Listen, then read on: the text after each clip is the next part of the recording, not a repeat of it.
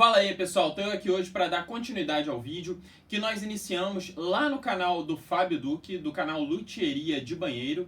Depois teve um vídeo aqui no meu canal e depois de um outro vídeo que ele postou lá no canal dele, agora finalmente voltamos aqui para o meu canal mais uma vez para eu falar mais alguns detalhes a respeito do amplificador que nós montamos. Um pequeno amplificador que pode ser utilizado como amplificador de guitarra ou de baixo para estudo. Você pode tocar com fone de ouvido ou então num pequeno alto-falante. E hoje eu queria falar a respeito do processo de blindagem, porque muitas vezes a gente capta muitos ruídos esses que na maior parte das vezes eles são oriundos da rede elétrica, sim, da rede elétrica, mesmo que seu equipamento funcione a pilhas. O que acontece é que na rede elétrica nós temos uma chamada corrente alternada, e a corrente alternada ela tem esse nome porque ela se inverte ao longo do tempo, inverte a circulação da corrente, vai se invertendo os polos.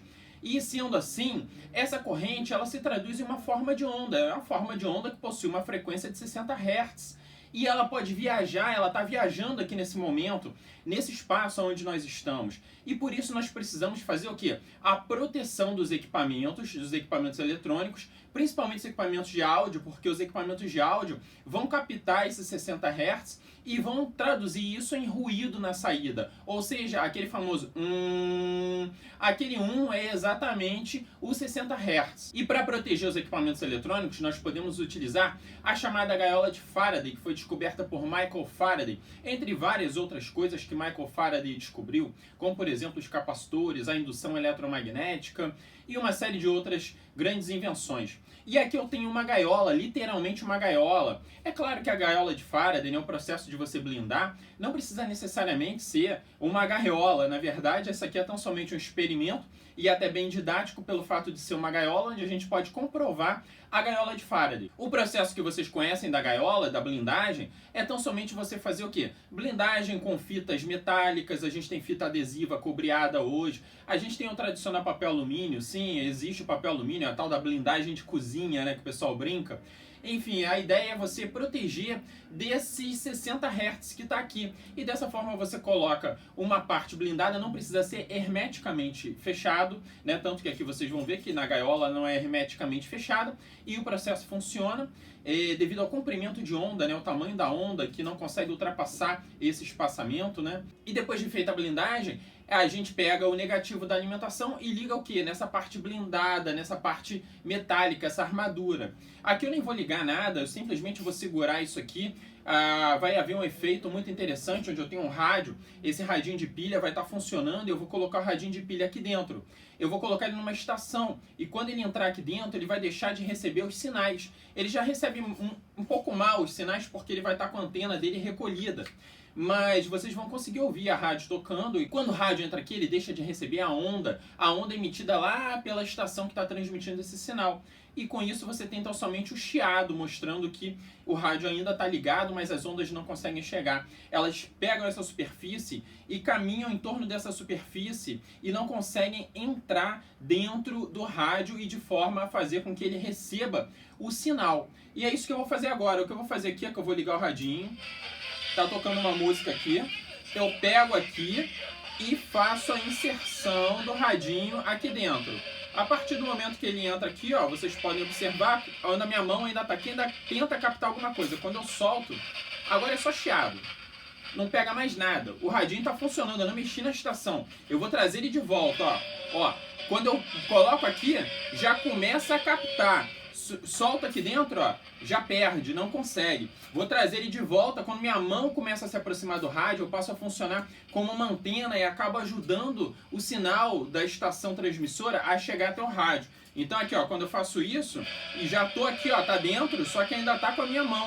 E a minha mão ajuda nesse processo. E aqui do lado de fora, ele funciona. Esse aqui é o processo da gaiola de Faraday. Isso aqui é uma das N várias experiências que eu mostro para os meus alunos no meu curso de eletrônica aplicada à música, aplicada ao áudio. Eu tenho mais de 70 experiências práticas que eu mostro aqui na aula, porque eu acredito muito nessa questão. Acredito que não basta tão somente eu ir para um quadro branco, como esse que tem aqui do meu lado, fazer lá um monte de rabisco, ou mais ainda, nem ir para o quadro branco. Então somente ficar falando e falando de coisas que vocês talvez tenham dificuldade de acreditar que realmente funcionem dessa forma. E quando a gente traz a experiência realmente é matadora, a gente consegue mostrar tudo funcionando de forma como eu tinha dito anteriormente. E a gaiola de Faraday, a gente tem extensões dela, porque, por exemplo, quando a gente tem uma guitarra, a gente pluga lá a guitarra, digamos que o compartimento todo ali, aquela parte dos captadores, potenciômetros, esteja tudo blindado. Mas há necessidade de prosseguir com essa blindagem até o equipamento, no caso o amplificador.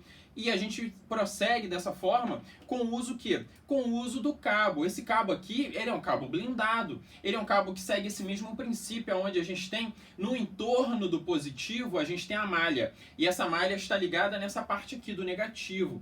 Então é uma propagação da blindagem da guitarra, considerando que a guitarra tem uma blindagem, é uma propagação, segue ainda blindado o sinal por um cabo blindado e entra no amplificador. O amplificador esse que também está blindado. Ali nós temos uma blindagem, no caso dos amplificadores, a maior parte é mais hermético. É mais hermético do que isso, mas não no sentido de proteger da blindagem, já que eu falei que ela não precisaria ser hermeticamente fechada. Mas no caso dos amplificadores é mais pela proteção, evitar que alguém coloque a mão lá dentro, acabe tomando um choque e algum curioso tente mexer em algum componente, alguma coisa. Então ele é completamente fechado, é uma blindagem realmente fechada ali. A gente tem na maior parte dos cabeçotes, dos amplificadores em formas de combo, a gente tem ali dentro uma blindagem onde todo o compartimento é bem fechado, bem selado. E ainda falando de 60 Hz, uma outra coisa que eu disse que era importante era a questão da filtragem da fonte de alimentação, porque esse mesmo 60 Hz ele pode vir da rede elétrica, mas não pelo ar, da rede elétrica pela fonte de alimentação. Se você liga com pilhas e baterias, você está mais imune a esse cenário. Porém, você vai poder utilizar os tais capacitores que eu vou falar aqui. Ainda assim, você pode utilizar. Mas os capacitores eletrolíticos e uma fonte de alimentação, eles têm um papel muito importante, que é justamente eliminar esses 60 Hz, porque a forma de onda é isso daqui, só que na verdade a gente quer, o mais correto seria uma reta com a tensão específica, uma reta aqui, um gráfico Y, X, uma reta, por exemplo, em 12 volts. E como é que a gente faz essa transformação? Já falei aqui anteriormente em outros vídeos. A gente faz o quê? Primeiro, a gente transforma isso daqui nisso daqui, que é chamada corrente contínua pulsante. E depois a gente vai fazer com que, no momento em que ela vai descer, a gente tente aliviar essa descida colocando os capacitores, que são as reservas de energia, os acumuladores de energia, digamos assim, de uma forma mais didática, para que vocês possam compreender melhor. E quando ela começa a descer, o capacitor cede essa energia para que essa descida seja mais suave. E tente, ao máximo, se aproximar de uma reta. E se aproximando de uma reta, a gente tem o quê? Tem a corrente contínua perfeita, eliminando qualquer resquício da rede elétrica. Resquício esse que se traduz lá no amplificador, lá no alto-falante, em zumbido. Então, se você vai alimentar com fonte de alimentação, você precisa fazer com que sua fonte tenha elevadas capacitâncias, e os capacitores eletrolíticos são ótimos para isso, porque com essas grandes capacitâncias na fonte de alimentação, a gente vai eliminar esses resquícios que eu mencionei agora, lá dos 60 Hz da rede elétrica da tomada. Bom, e usar os capacitores na fonte de alimentação é muito simples. Na verdade, você vai colocar em paralelo com a saída, ou seja, você tem o positivo e o negativo, você vai pegar um terminal de um capacitor ligando o positivo e o outro no negativo da sua saída da fonte de alimentação. Duas são as coisas que você tem que observar. Primeiro, você, digamos que esteja trabalhando com uma fonte de 12 volts, você precisa de um capacitor eletrolítico que tenha uma tensão de trabalho maior do que 12 volts. Na verdade, um pouco maior para dar uma folga no trabalho. Ou seja, 25 volts, por exemplo, é a tensão de trabalho de um capacitor. Você precisa também de um capacitor eletrolítico que tenha uma elevada capacitância, da ordem aí de 2.200 microfarads, ou até colocando mais de um em paralelo, dois capacitores em paralelo de 2.200 microfarads, para aumentar o quê? Aumentar a capacitância e eliminar mais os 60 Hz. E a outra coisa que você tem que observar é que os capacitores eletrolíticos são polarizados. Então um lado é negativo, que é representado por essa marca aqui, essa faixa no corpo do componente e o outro lado não tem essa representação. É claro que os capacitores eletrolíticos, eles funcionam em N outras funções. Esse aí é o capacitor eletrolítico fazendo papel de desacoplamento, mas existem outras características, até mesmo a necessidade do capacitor eletrolítico nesse papel, você utilizando a alimentação através de pilhas, para eliminar, por exemplo, o motoboarding quando as pilhas ficam fracas e uma série de outros detalhes que não vem ao caso nesse momento, nesse vídeo. Mas com relação à fonte de alimentação e tratando dos 60 Hz, os capacitores eletrolíticos são imprescindíveis para que você tenha a eliminação dos zumbidos oriundos da rede elétrica pela fonte de alimentação e não pelo ar. Pelo ar a gente elimina com a blindagem. Outro ponto que eu mencionei no vídeo anterior é a respeito do uso de um potenciômetro de volume. A gente pode sim colocar um potenciômetro de volume lá no circuito. A gente coloca ali na entrada. É claro que na guitarra e no baixo nós temos um potenciômetro de volume. Pode ser que a maior parte das pessoas não se interessem por isso, mas você pode até colocar esse potenciômetro também de tal forma que ele fique guardado dentro da caixinha do amplificador, sem necessariamente você ter acesso. Você pode utilizar ele como ajuste. Normalmente a gente utiliza para isso o trimpote, que é um potenciômetro menorzinho, digamos assim. Mas como nós estamos tratando de um potenciômetro de volume, é importante que ele seja do tipo logarítmico. E aí nós não temos o trimpote, então temos tão somente o potenciômetro. Você pode fazer o uso dele, deixar ele dentro da caixinha como um ajuste, e assim você eliminar aquela distorção mais acentuada quando você está com volume máximo na guitarra. Ou seja, pode colocar lá dentro como um potenciômetro de ajuste, você vai ajustar e depois você vai tão somente utilizar o potenciômetro da guitarra para alcançar os diferentes volumes que você desejar. E usar o potenciômetro é muito simples. Nós temos um componente que tem tão somente 3 terminais, aonde esses 2 terminais do extremo indicam o valor do componente. Valor esse que vocês podem utilizar, por exemplo, um bom valor aí, 1K ohm logarítmico. E aí vocês vão ter que essa extremidade com essas 2 pontas, que dizem respeito à trilha de grafite, vocês vão ter o valor desse componente, que no caso vai ser 1K, caso vocês meçam com o multímetro. E aqui do meio, que é o chamado cursor, juntamente com uma das pontas, ele vai fazer o quê? O cursor ele fica transitando entre essa trilha de carbono e gerando diferenças de potenciais. Ou seja, ele vai alterando o valor ôhmico do componente conforme a gente atua no eixo do potenciômetro. E a ligação é muito simples, muito mesmo. Você pega, por exemplo, aqui as 2 extremidades, e nessas 2 extremidades do potenciômetro, você vem aqui e liga, por exemplo, o seu circuito do amplificador. E a entrada da guitarra você liga onde? Você liga no meio e juntamente com o lado que você ligou no negativo, digamos que seja esse aqui de baixo. Aqui você ligou negativo lá na entrada do amplificador e aqui a entrada do sinal do positivo do vivo no amplificador. E aqui você vai ligar a guitarra, que é o terminal do cursor, e também na outra extremidade do negativo. Então entra a guitarra nesses 2 fios e sai nesses 2 aqui o que? A entrada lá para o seu circuito do amplificador. Então somente isso vocês já vão conseguir fazer o quê? A atuação do potenciômetro de forma a alterar o volume que está sendo sentido lá na saída, lá no alto-falante. Bom, e o último ponto que eu mencionei no vídeo foi a respeito de transformar o circuito, tirar ele ali do protoboard, né? E colocar ele da forma como o Fábio fez lá no canal Luthieria de Banheiro. Ele fez o quê? Colocando numa caixinha, uma caixinha metálica e tal.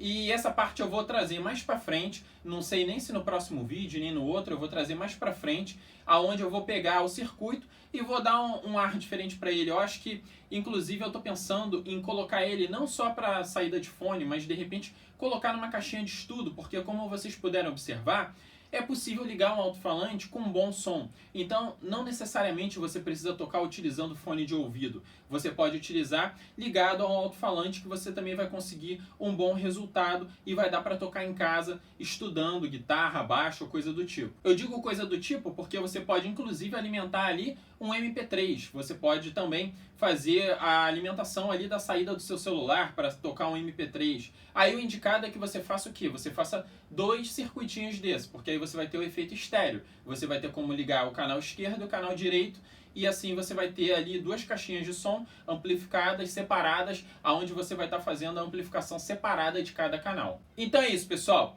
Foram 2 vídeos, na verdade mais de 2, porque tiveram as participações do Fábio no outro canal, junto comigo, junto com a minha participação, e nós tentamos aí passar um panorama bem bacana, mais detalhado, tanto que o vídeo anterior é um vídeo que tem mais de 20 minutos, onde a ideia era falar de uma série de características interessantes a respeito desse circuito amplificador e mostrar que, assim, é um circuito muito simples e que as pessoas que estão iniciando agora na eletrônica têm condição de montar esse circuito. Se você for lá no vídeo anterior, se você ainda não assistiu, você vai ver que no meu vídeo, por exemplo, eu fiz a montagem na matriz de contato. E a matriz de contato é uma coisa muito legal, porque você pode fazer experiências. E para o iniciante facilita muito, porque você não utiliza ali nem o ferro de soldar. Você vai tão somente inserindo os jumpers, né, os fiozinhos, de tal forma a montar e fazer toda a ligação do circuito. Ligação essa que eu fiz um passo a passo, com a câmera bem próxima, então vocês podem observar em detalhes toda essa montagem.